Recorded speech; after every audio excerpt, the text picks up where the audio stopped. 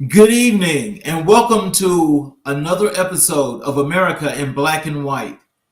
Hey, this is Charles King, and I'd like to thank each and every individual that's following us tonight on this wonderful Friday night before Christmas. I'd like to start out by saying for those that are watching on our YouTube channel, please follow, subscribe, get that notification, and make sure that every time an episode has appeared, you guys will be able to catch it either on the YouTube channel or you can watch it as a stream live. Tonight, we're going to be talking about health and wellness and the effects on the Black community. But before we get into that, we got a little breaking news that I'd like to get out to you guys because this is very important. I want to make sure that everybody knows about this.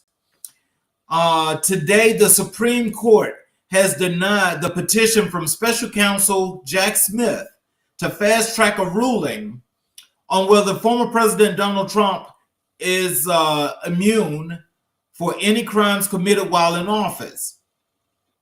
With this release, the Supreme Court has denied this claim and has not made a notice or a statement as to why they are denying this claim.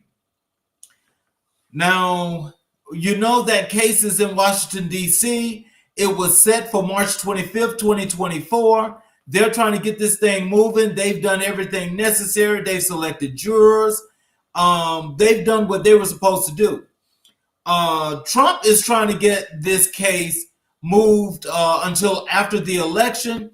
But Judge Chutkan denied that, and she said that she would give him this opportunity to appeal, which he was going to appeal to the circuit court that's there in D.C.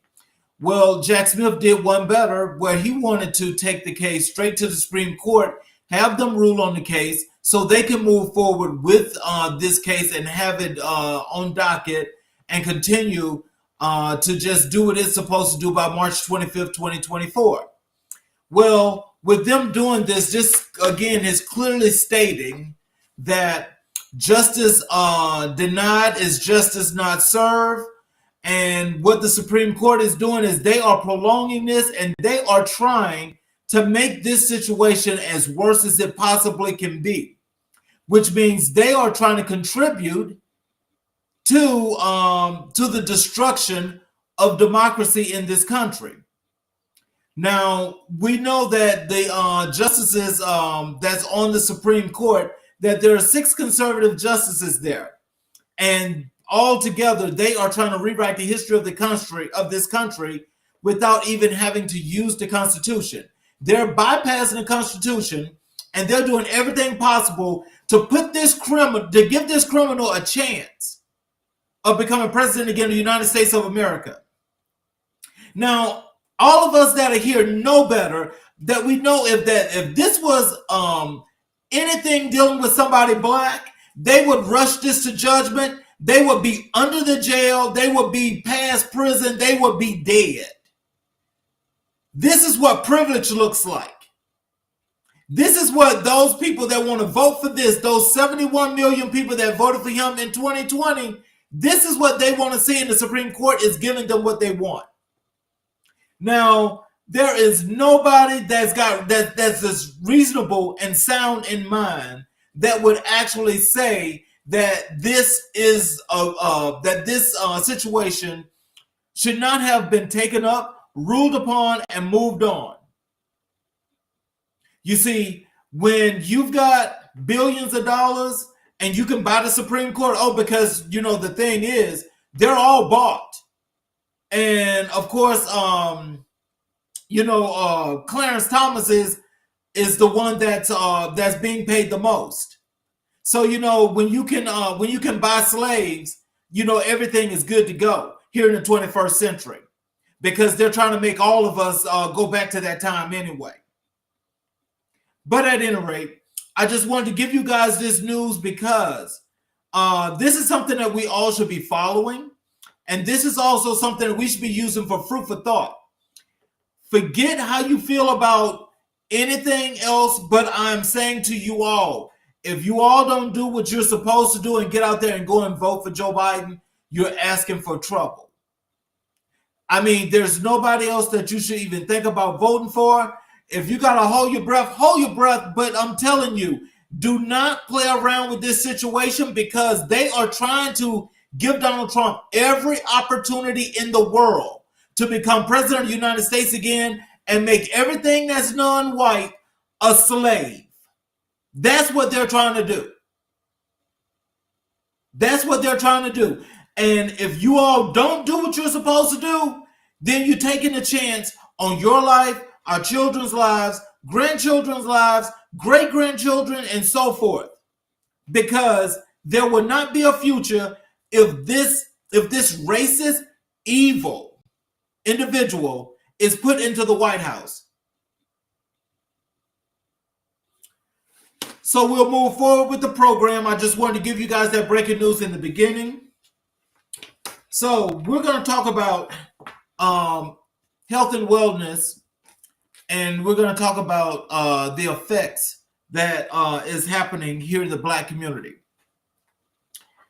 So to start off, health is wealth, and when it comes to communities, the impact of health is profound. Unfortunately, the Black community has faced unique challenges that have led to disparities in health outcomes.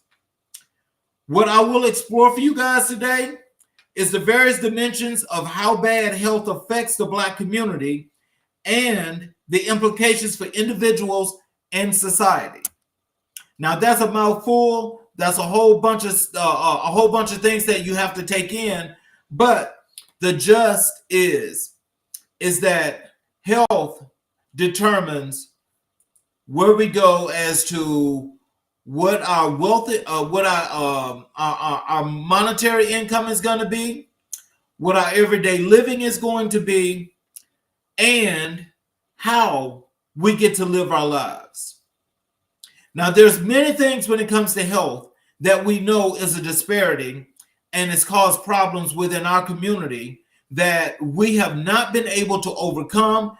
And now this is something else that's getting a little bit worse. So let's take this for instance. Black women having babies in hospitals. What are the chances that either she or her baby is going to die? What are the chances that when she has that baby, that she comes out the hospital with all kind of issues that possibly she might not even be able to have a baby again? What about if the baby does survive? The baby has got birth defects that wasn't even detected when it was inside the womb. What about when we got folks that couldn't afford at some point to go to the doctor? Thank God now for the Affordable Health Care Act, because the Affordable Health Care Act has made it feasible and made it affordable for everyone to have an opportunity to see a doctor. Now, your care might not be top tier, depending upon what kind of plan you got, because, some people don't have top tier plans. But the plan you have, at least it gives you the opportunity to go to the doctor, because every plan, regardless of the case that you get, is going to allow you to not only see that doctor where you get prescription drugs, and, once you get a really good primary care physician, they may be able to assist you and bring you along to make you a whole lot better.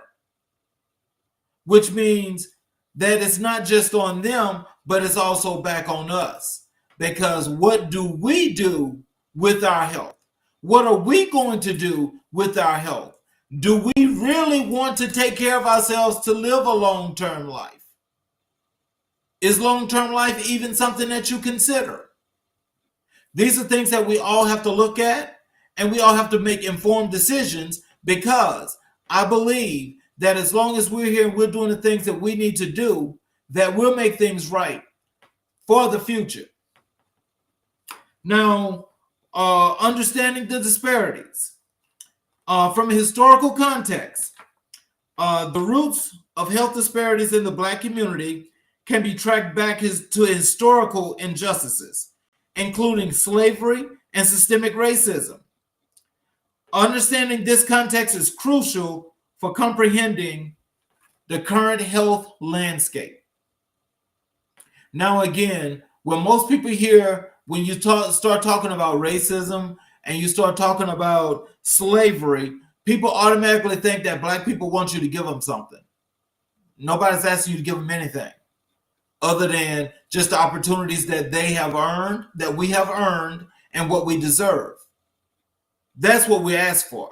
We don't ask you to give us anything, because if just that part was done, and from a health perspective, you would really be amazed at how many people will not only rise up like they're supposed to, but have a really, really long-term life where health is like just, if the health is running well, that they're really the best that they can be. And also taking advantage of those opportunities that they have earned. Now, as we talk about the exploration of the socioeconomic factors, now what they do is that they contribute to poor health outcomes within the Black community. This is ranging from income disparities to limited access to quality education and health care. Now, I want you to listen to those last three words: education and health care. Now, what that means is that as long as you've got good health, you got strong mind, body, vision, and soul, where you're able to focus and you're able to do the things that you can do. That means that when our kids are in school, or we're in school as adults, or when the kids go to college, as long as you're able to do those things and you can focus, then you're able to have a vision that's probably non-competable. And what that means is, for the strengths and for the smarts that we have, that means that we would probably be the ones wound up teaching class. But if we're not on our grind and we're not doing what we're supposed to do, then those kind of things don't happen. And now I want to bring up some things about the health challenges in our community. We have higher rates of chronic diseases in our Black communities. Again, we have higher rates of chronic diseases. Now, I'm sure you all know exactly what that means. Now, we're talking about examining the disproportionate prevalence of chronic illnesses such as diabetes, hypertension, heart disease, and this is contributing to the not so well-being of the Black people in our communities. Now, what is known to be something that we all have a problem with is like everybody is being told that they have diabetes. Now, that's cannot be true. But it's like everybody's being considered a diabetic. They're giving everybody these drugs, and the drugs that they give you are the drugs you're not allowed to come off of, and you can't come off of them, because if you do, then you're going to cause yourself more harm. So why is it that they're loading people down with these diabetic drugs? See, this is where you have to challenge not only the doctor, but you've got to be up on your own health, which is why I say it comes back to you as well.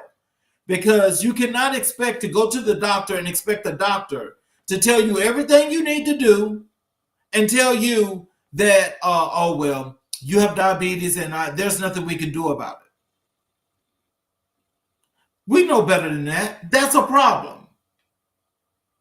Everybody cannot be considered a diabetic. You don't be happy. I mean, your life has not been good for like the last 3 years, and then all of a sudden you have no issues whatsoever, and you go to your doctor and your doctor tell you you have diabetes.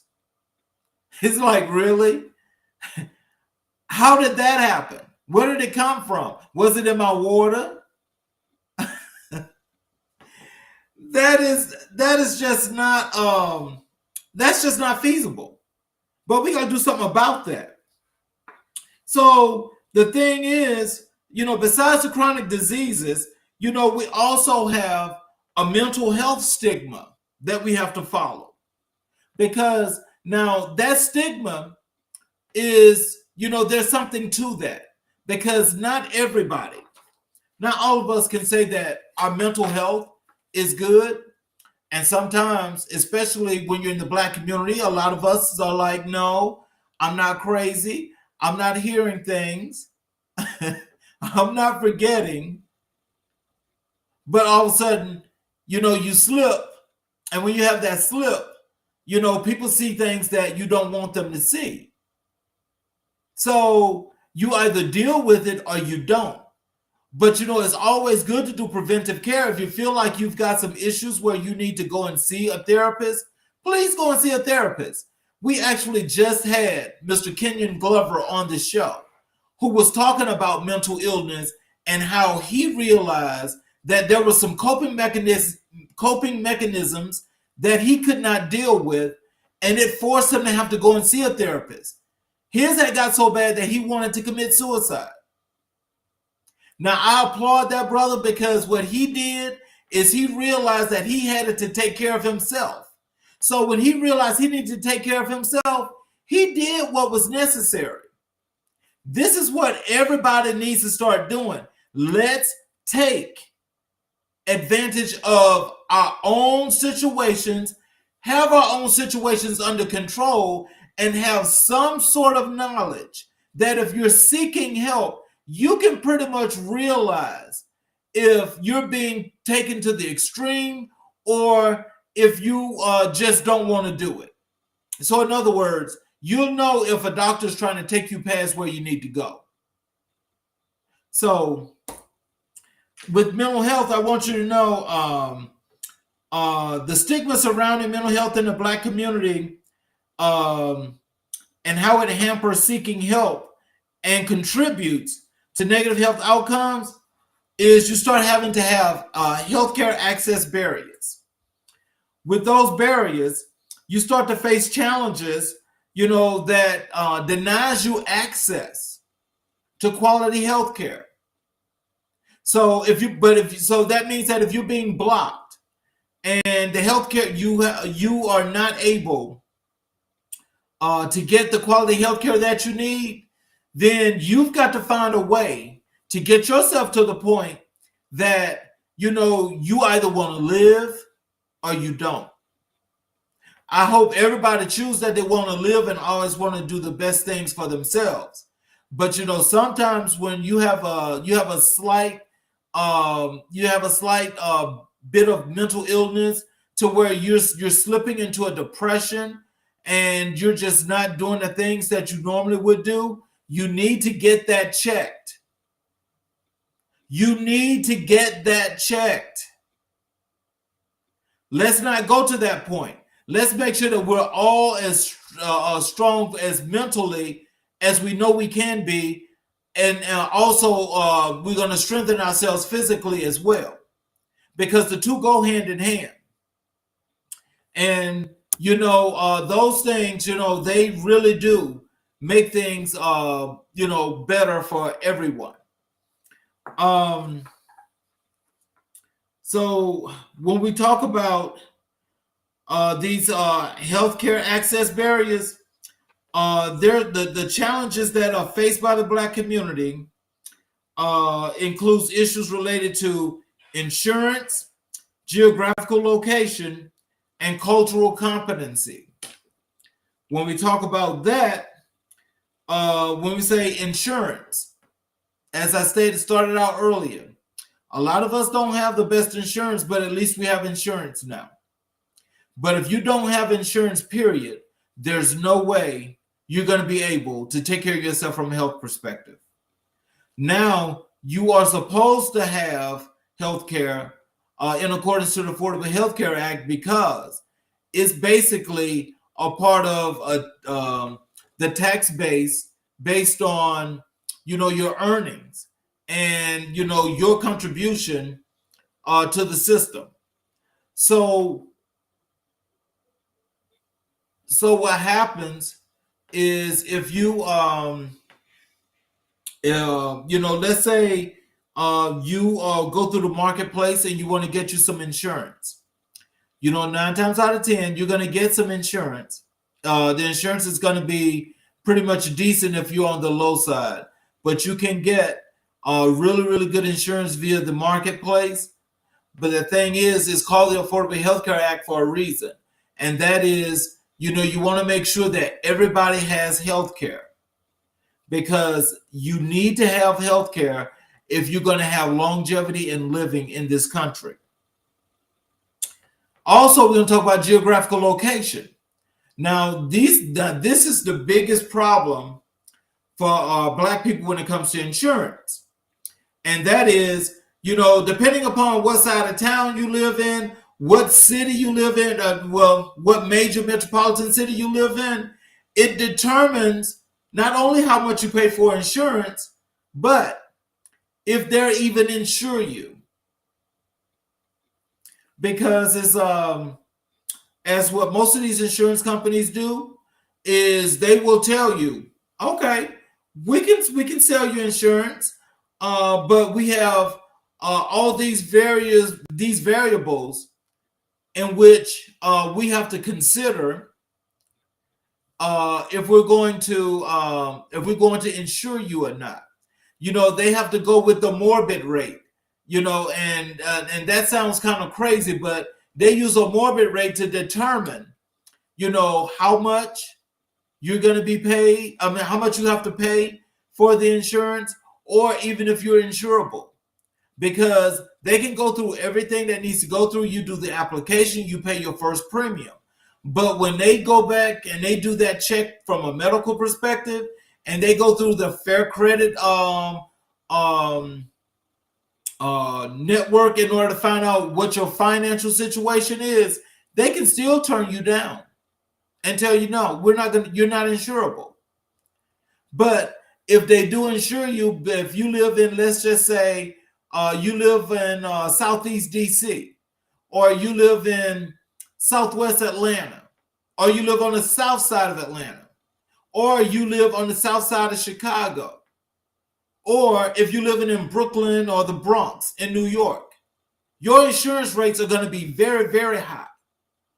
And that's based on the morbid rate, the crime rate, how many Black people live there, how big is the area, and what your everyday activity is. Sounds unfair, but that racket is what's making a whole bunch of money. And you paying into it because they say, if you want to be buried, you got to have insurance. They say if you want to drive a car, you got to have insurance. And we talk about cultural competency. This is people want to find out what you do in your everyday life.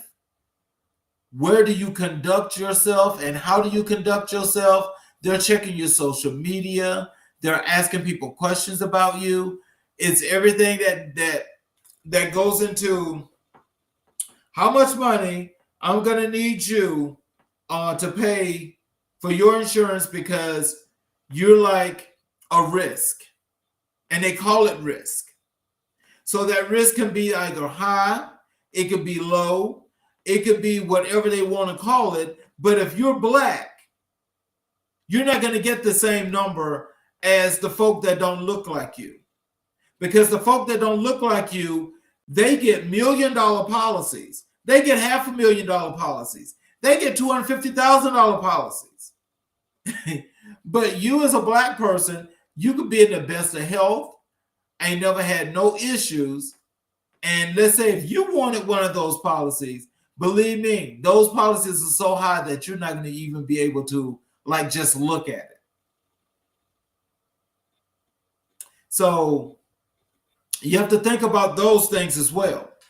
So now, when we talk about physical health consequences, the thing that we should be doing in our communities is we should be working on exercising at least 4 times a week. If we're exercising 4 times a week, we have the right meals that we're supposed to have, and we're not overdoing it. Let me tell you what happens. Your body feels better, you feel better, you living longer, and let's say you're 75 years old and you run around here like you're 15. What that does is that scares the folk that don't look like you, because then they feel like you're a threat and that you have become this, you're this god from somewhere that nobody knows where you got this fountain of youth from, but it's all natural. Be yourself, but you need to do what's necessary to ensure that your health is always good. Remember, you want to try as much as you can to exercise at least 4 times a week. Because if you exercise 4 times a week, especially if you're getting that walking and running, in those routines every, for at least 30 minutes, it makes your life and your life quality that much better. So let's think about some of those things. So, analyzing the direct physical consequences of poor health in the Black community and how it affects daily life, longevity, and equality of life, we're going to talk about the psychological toll. Now, the psychological toll, now that goes into, what your everyday being is, as in what your thought processes are every day. So, if you're doing everything from a quality control perspective, and you're actually doing everything you're supposed to do in your everyday life, this is not going to be a problem for you. What's going to happen is your quality of life is going to get that much better. Now you have to think, after now having great physical health as well as mental health, is your insurance still going to go up? That's a good question, because as they say, people are living longer. So if you're living longer, then that means that there's going to have to be a way you're going to have to pay a little bit more for that insurance that you want.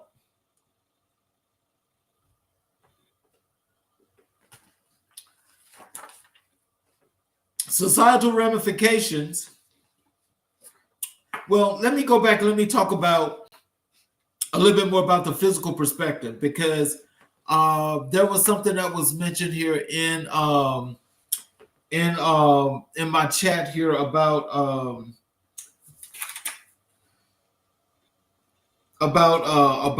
the physical health and the holistic approach. Well, let me tell you, a lot of people that use the holistic approach, it works for a lot of people, but a lot of people it don't. Now, that's something I say, as long as it's proven and you do it and it works for you, then that's fine. But the thing is, you've got to remember that when you're not trying to put so much of all this other stuff into your body and you want it to be strictly natural and you just want to live by that, I don't have a problem with that. Actually, I think that's a really good thing. But I think the thing is that when a lot of people get on a holistic approach where they're trying to just do things naturally, it does not work. And it winds up not working because everybody has a different body genetic makeup. And we have a different genetic makeup. Your coding is a little bit different than, let's say, your best friends or your friends that you're so used to maybe doing workouts with.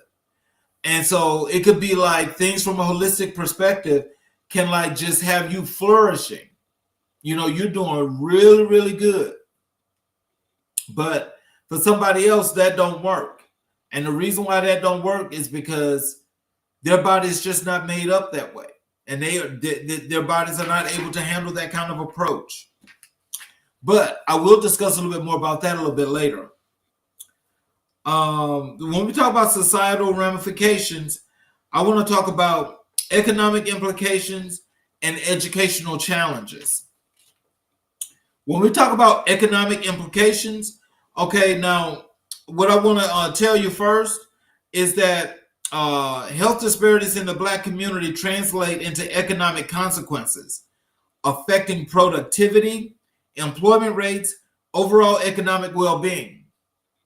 So, plain and simple from that perspective, okay, if it affects your productivity, you got a low-wage job, you're not really making much, and you're barely getting by, yeah, that's affecting your productivity because you either don't want to be at that job, you don't want to be around people, and it's pretty hard for you to even function.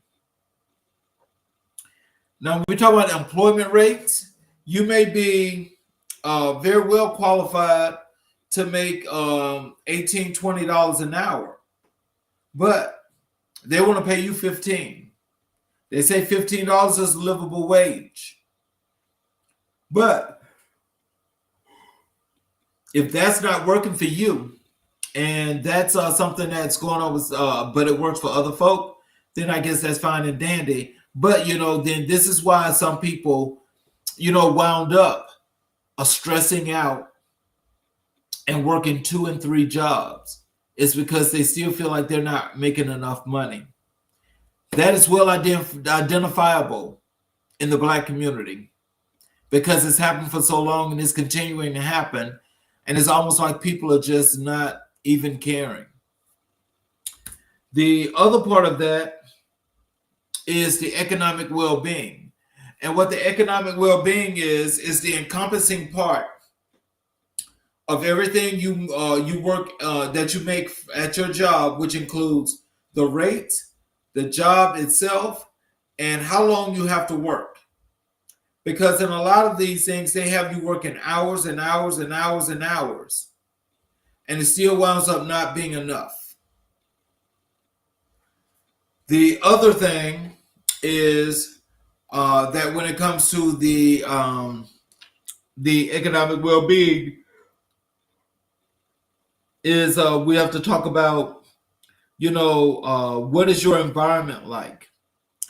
Where are you living? Is it infested? Is it one of those things that you have to worry about?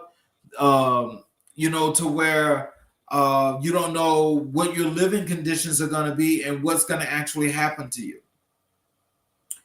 We don't need you to have those situations, but these are things also that you need to think about. Because if you're stressed a whole lot, then stress brings on fat. It gets you unhealthy to where you can't sleep. And, you're never really thinking clearly or focusing the way you should. Now, talking about the educational challenges there, examining the link between health and education, discussing how poor health can impede educational opportunities for individuals in the Black community. So what we're talking about here is, when you're used to just doing, things that will keep you, just at bay to where you're just doing enough to get by. It looks like that's how a lot of us are set up for this failure that's happening right now. Because all opportunities are never going to be given.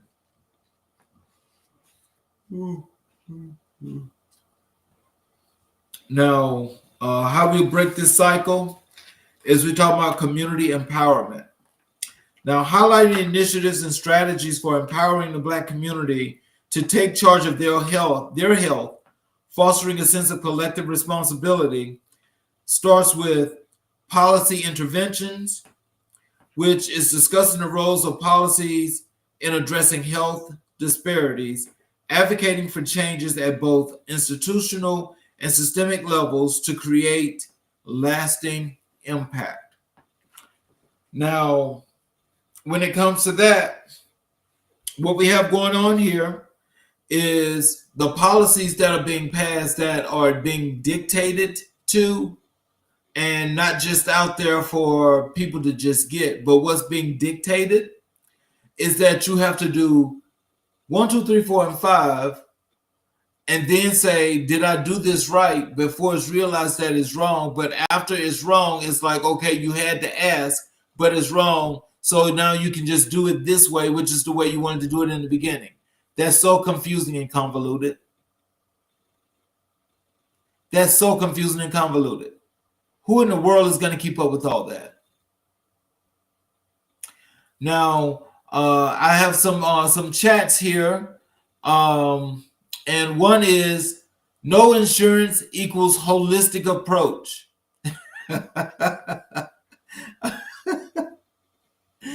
That it does. And that actually goes back to that individual I was speaking of. If you don't have insurance, your life is going to be pretty much just out there by itself on the ledge. But just so you guys know, if you don't have insurance, but you have a job, I want you to know, when you do that tax return, you're going to be penalized via your tax return for not having insurance. So I just want you to know that. So you're going to have to get insurance. Something else here. People have worked themselves to death to still struggle. That is so true. That's so true. So when we go to this, the impact of bad health in the Black community is multifaceted, rooted in historical injustices, and exasperated by socioeconomic factors. And understanding these complexities is essential for implementing effective strategies to improve health outcomes and promote equity. Well, I don't think anything that we do is going to get us equity unless we're like another 30-something years down the road, because being connected and having everything continued to work towards socioeconomics where everything is equal, it seems like that barrier has been made even worse and worse and worse. So we just have to find a way to get over it. I have a question here. What do you think the best thing for Black people to do to survive outside of the box of health-wise? Okay, now I think outside the box, which is actually the best way to think. I think what can happen is that in our communities, we can either start building our own gyms, or we can all do it as a community, get out and exercise. But we're still looking at that at least 4 times a week. We can all get out and exercise. Because by doing that, it allows us the opportunity to continue to do the things that that's going to make our life quality that much better.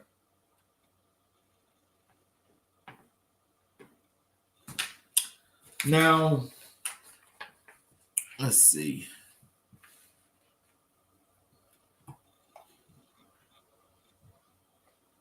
Okay, I'm looking here in the chat, and I am just looking to see some of these questions here.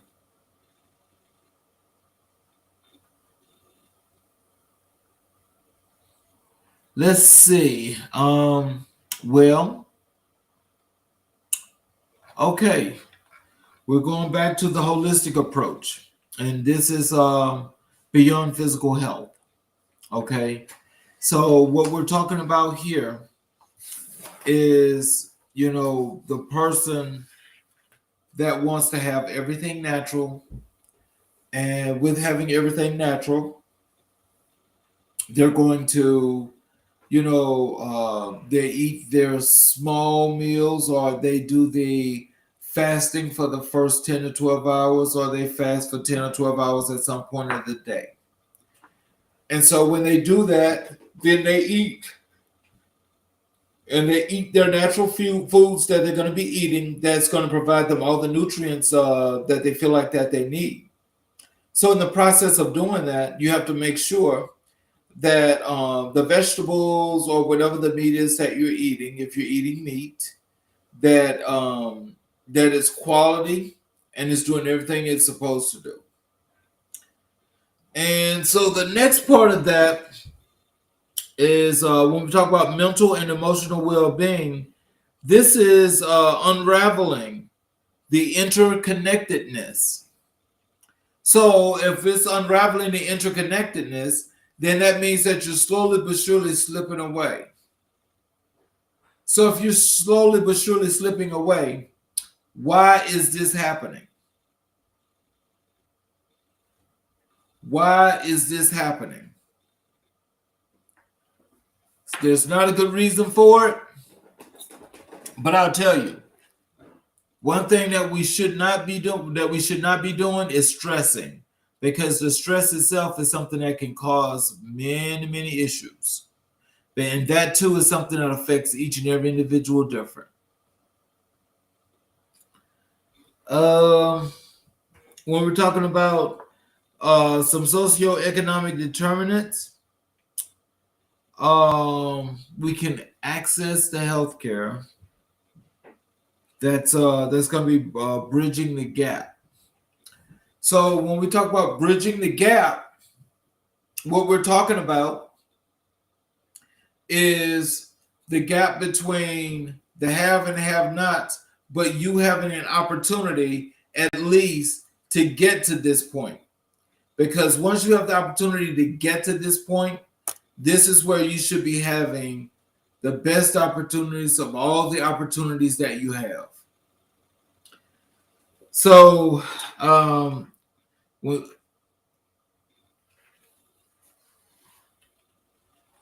okay, one of our callers here says that he lost a lot of his hair from stress. And when it comes to the question that's being asked about the hospital debt, the only way I know of you getting rid of that is to bankrupt it. So if you have to file for bankruptcy, file for bankruptcy. Because what that's going to do is if you need to start over, that's the best way to start over. That's the best way to start over. If you're going to do that, you're going to need to do 7 as an individual, because 13 as an individual, they will just do a scheduling indebtedness and have you paying this on your backside. They have you paying on the backside. So you just have to bankrupt that.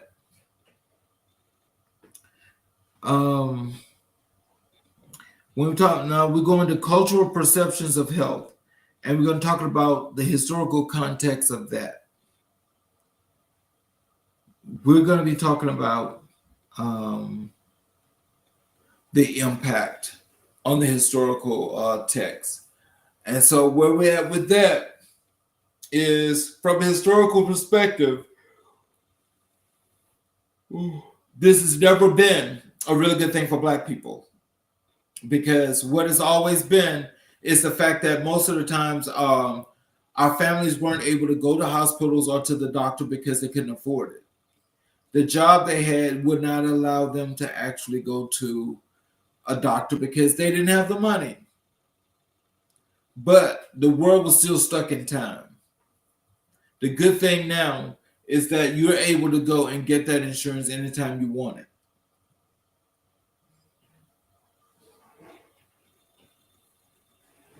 As a matter of fact, all of you that are out there, for those that are looking on our YouTube channel, please, like and subscribe. But also in your comments, if you need to ask me any questions or concerns, I would definitely go back and look at all the comments that's been left or any questions that people have. And I will go back and I will make sure that those questions are answered for you and answer them to the best of my abilities, but also help you to get to wherever you're trying to get to in order to make things happen for you. Because at this time, nobody should have to go through these issues about with hospitals and the bills that needs to get paid. The traditional healing practices or integrating the old with the new. And so basically what is being said here is, from yesteryear to today, different policy yesterday, different policy today, but they merge together to make a brand new product. So if they are able to merge together in order to make things happen, to make this new product that's going to become a hybrid is not going to be for the everyday person. It's going to be for the person that's stepping up and stepping up and stepping up. So this is where socioeconomics come in, because if you can't afford it and you can't get it, but you need it, that's a problem.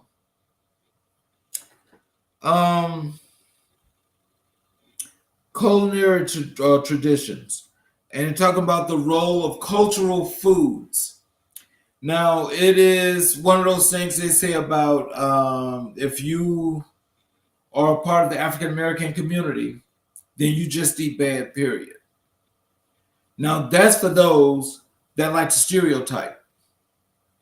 I'm not going to stereotype you, but I'm surely not going to tell you that something that's bad is going to be good for you, because that would be a lie, and I would never do that.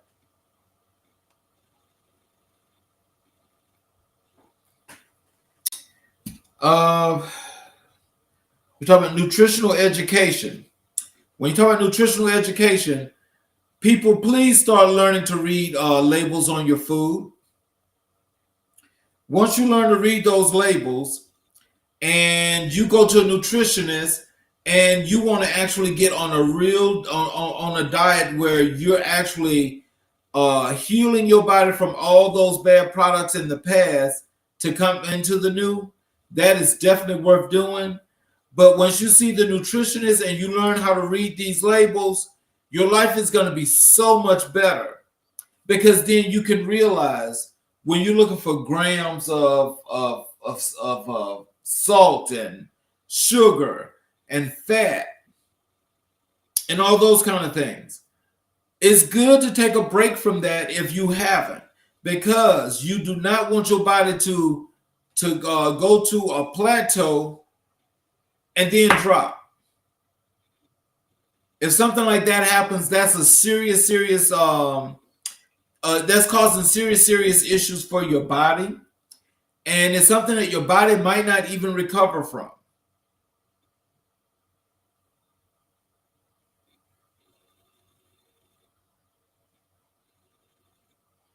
So our next thing is, oh Lord, we're gonna have to get ready to cut this because we've got something else that just come across. We're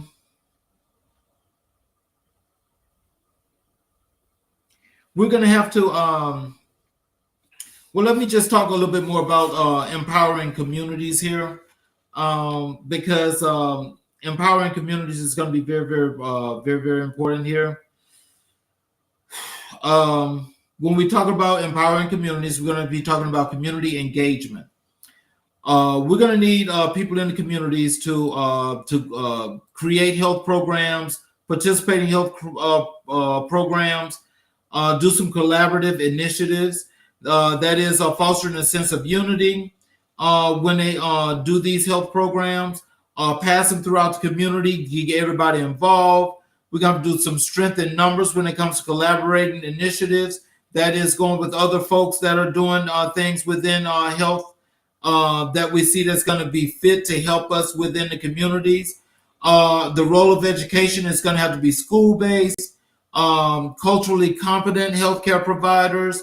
So that means if you're in school, you want to make sure that your school has got something for you, or you want to create something within the school that's going to help people, but also you want to advocate for change with these healthcare providers So when you're talking to your healthcare provider and you're asking for the best health that you could possibly get, you want them to help you.